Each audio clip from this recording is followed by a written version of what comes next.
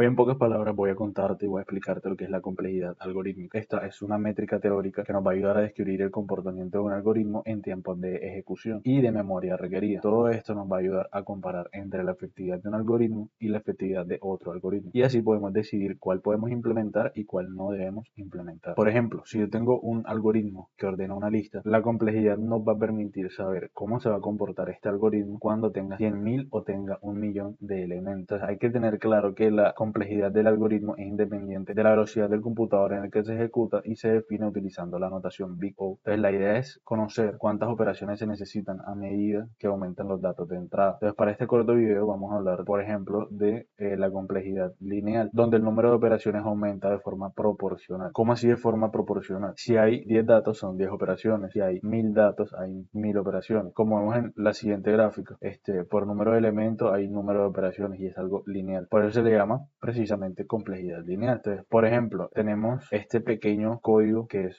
un for en un rango n y que él va a hacer algo para cada i. Entonces, y va a llegar a ser lo que es n, es el elemento de entrada, y él va a terminar haciendo esa cantidad de veces. Por eso es lineal. Y a esta complejidad se le llama ON. Hay un tipo de complejidad donde se describe un algoritmo cuya complejidad temporal depende de dos entradas independientes totalmente.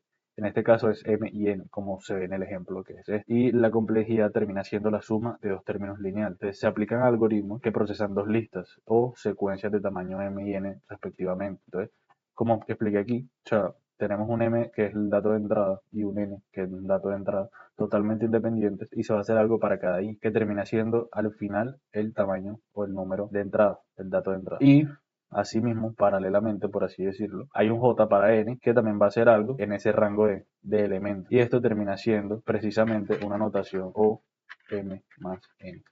Y de esta forma podemos ver básicamente lo que es la complejidad algorítmica.